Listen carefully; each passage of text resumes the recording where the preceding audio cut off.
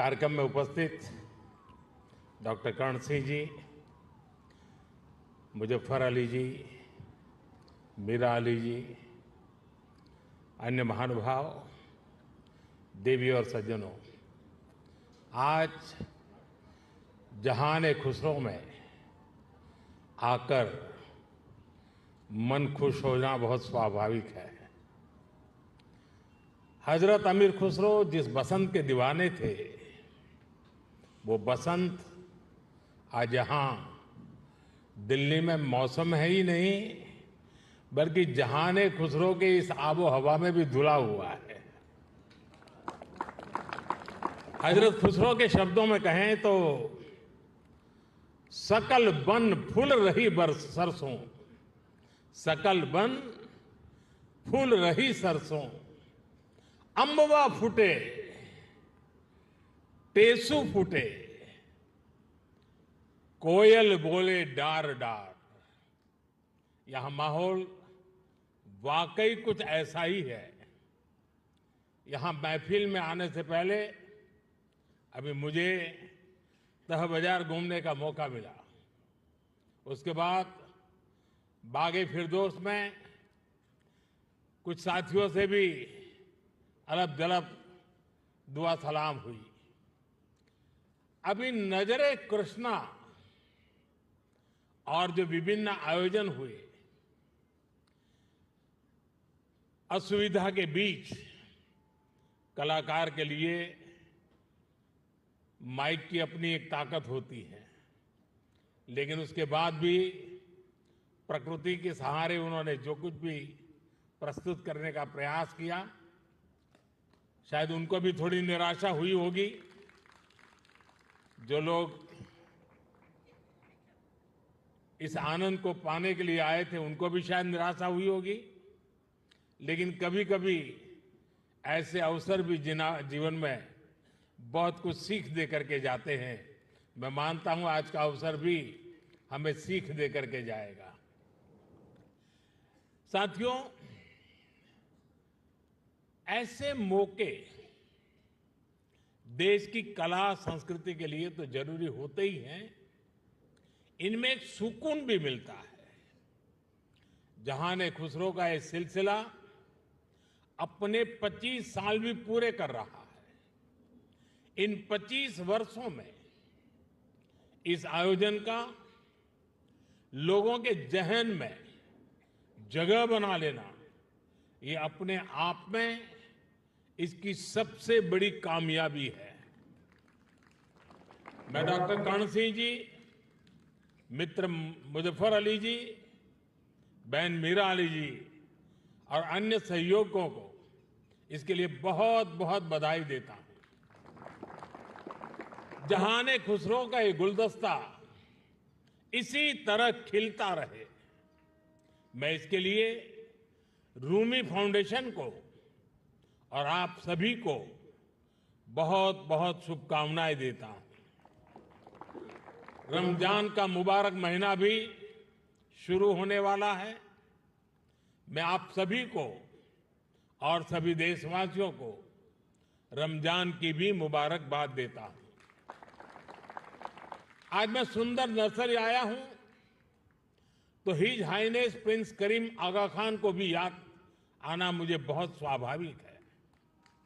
सुंदर नर्सरी को सजाने संवारने में उनका जो योगदान है, वो लाखों कला प्रेमियों के लिए वरदान बन गया है। साथियों, गुजरात में सूफी परंपरा का बड़ा सेंटर सरखेज रोजा रहा है। वक्त के थपेड़ों में एक समय उसकी हालत काफी खराब हो गई थी। जब मैं मुख्यमंत्री था तब उसके रिस्टोरेशन पर काफी काम करवाया गया था। और बहुत कम लोगों को मालूम होगा, एक जमाना था जहां सरखेज रोजा में बड़ी धूमधाम के साथ कृष्णोत्सव मनाया जाता था और बहुत बड़ी मात्रा में मनाया जाता था। और आज भी यहां कृष्ण भक्ति के रंग में हम सब रंग गए थे। मैं सरखेज रोजा में होने वाले सालाना सूफी संगीत कार्यक्रम में शिरकत की अवसरन किया करता था। सूफी संगीत एक ऐसी साजी विरासत है जिसको हम सब मिलजुल कर जीते आए हैं। हम सब ऐसे ही बड़े हुए हैं। अभी यहां नजरे कृष्णा की जो प्रस्तुति हुई उसमें भी हमारी साजी विरासत की झलक दिखाई देती है। साथियों, जहान खुसरो के इस आयोजन में एक अलग खुशबू है। ये खुशबू हिंदुस्तान की मिट्टी की है। वो हिंदुस्तान जिसकी तुलना हजरत अमीर खुसरो ने जन्नत से की थी। हमारा हिंदुस्तान जन्नत का वो बगीचा है जहां तहजीब का हर रंग फला फूला है। यहां की मिट्टी के मिजाज में ही कुछ खास है। शायद इसलिए जब सूफी परंपरा हिंदुस्तान आई तो उसे भी लगा जैसे वो अपनी ही जमी से जुड़ गई हो। यहां बाबा फरीद की रूहानी बातों ने दिलों को सुकून दिया। हजरत निजामुद्दीन की महफिलों ने मोहब्बत के दिए जलाए। हजरत अमीर खुसरो की बोलियों ने नए मोती पिरोए और जो नतीजा निकला वो हजरत खुसरो के इन मशहूर पंक्तियों में व्यक्त हुआ।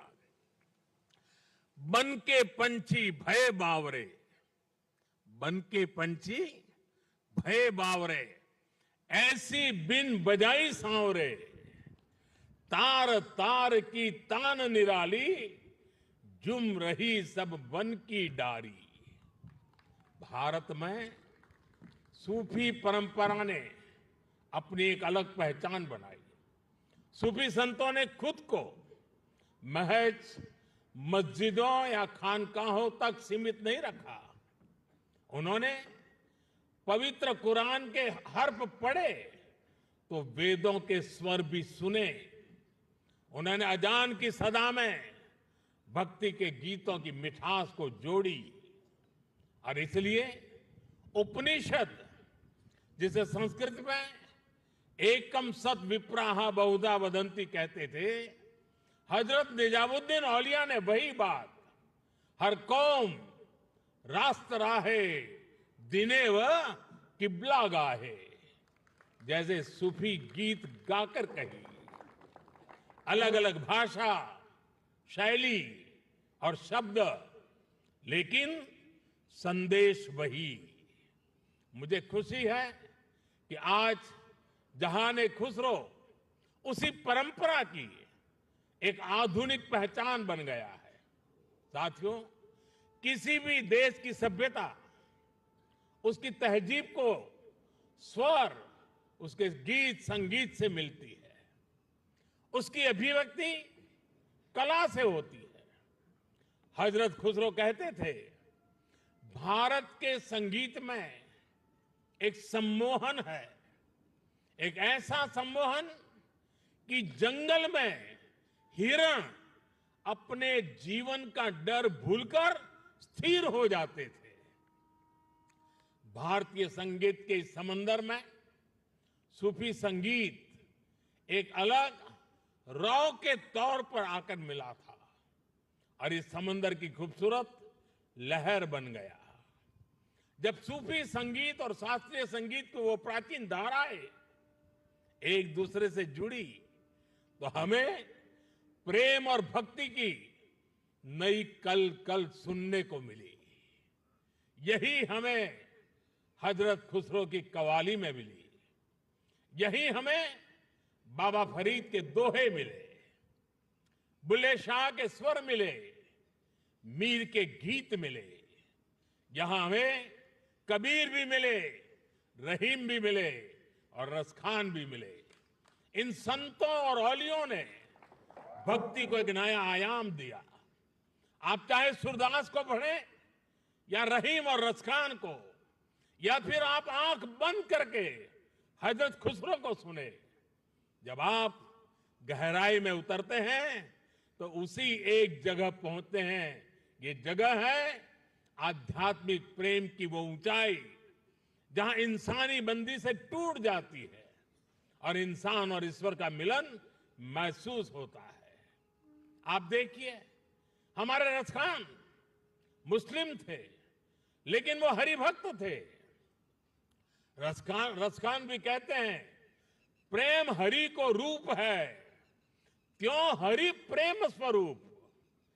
एक होई दुवैयो लसई, ज्यों सूरज और धूप। यानी प्रेम और हरि दोनों वैसे ही एक ही रूप है जैसे सूरज और धूप। और यही एहसास तो हजरत खुसरो को भी हुआ था। उन्होंने लिखा था, खुसरो दरिया प्रेम का सो उल्टी वाकी धार, जो उतरा सो डूब गया, जो डूबा सो पार। यानी प्रेम में डूबने से ही भेद की बाधाएं पार होती है। यहां अभी जो भव्य प्रस्तुति हुई, उसमें भी हमने यही महसूस किया है। साथियों, सूफी परंपरा ने न केवल इंसान की रूहानी दूरियों को खत्म किया, बल्कि दुनियावी दूरियों को भी कम किया है। मुझे याद है, साल 2015 में जब मैं अफगानिस्तान की पार्लियामेंट गया था, तो वहां मैंने बड़े भाव भरे शब्दों में रूमी को याद किया था। 8 शताब्दी पहले रूमी वहां के ही बल्ख प्रांत में पैदा हुए थे। मैं रूमी के लिखे का हिंदी एक तर्जुमा जरूर यहां दोहराना चाहूंगा, क्योंकि ये शब्द आज भी उतने ही प्रासंगिक है। रूमी ने कहा था, शब्दों को ऊंचाई दे, आवाज को नहीं। शब्दों को ऊंचाई दे, आवाज को नहीं, क्योंकि फूल बारिश में पैदा होते हैं, तूफान में नहीं। उनकी एक और बात मुझे याद आती है।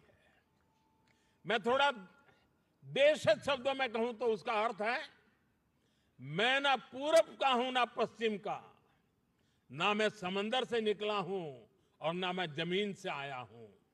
मेरी जगह कोई है ही नहीं। मैं किसी जगह का नहीं हूं, यानी मैं सब जगह हूं। ये विचार, ये दर्शन वसुधैव कुटुंबकम की हमारी भावना से अलग नहीं है। जब मैं दुनिया के विभिन्न देशों में भारत का प्रतिनिधित्व करता हूं, तो इन विचारों से मुझे ताकत मिलती है। मुझे याद है, जब मैं ईरान गया था, तो ज्वाइंट प्रेस कॉन्फ्रेंस के समय मैंने वहां मिर्जा गालिब का एक शेर पढ़ा था, जनुनत गर्बे नफ्से खुद तमाम अस्त, जे काशी पाबे काशान निम गाम अस्त।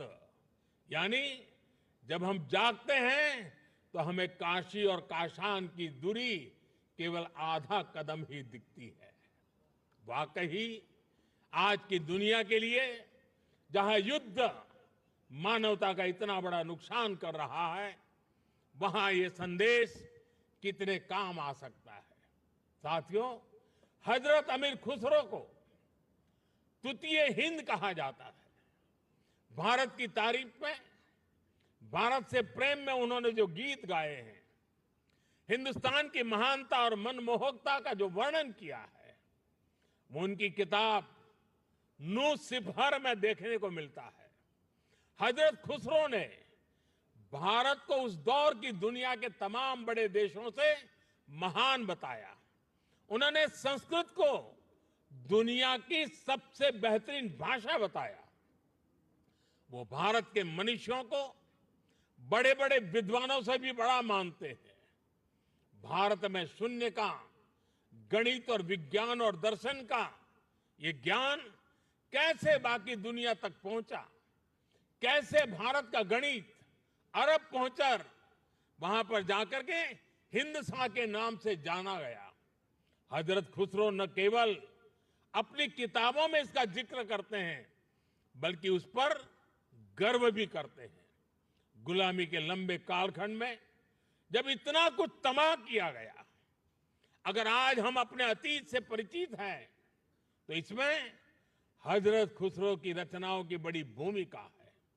साथियों, इस विरासत को हमें निरंतर समृद्ध करते रहना है। मुझे संतोष है जहां खुसरो जैसे प्रयास इस दायित्व को बखूबी निभा रहे हैं और अखंड रूप से 25 साल तक ये काम करना ये छोटी बात नहीं है।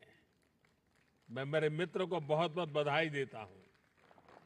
मैं एक बार फिर आप सभी को इस आयोजन के लिए बधाई देता हूं। कुछ कठिनाइयों के बीच भी इस समारोह का मजा लेने का कुछ अवसर भी मिल गया। मैं इसके लिए मेरे मित्र का हृदय से आभार व्यक्त करता हूं। बहुत बहुत धन्यवाद, बहुत बहुत शुक्रिया।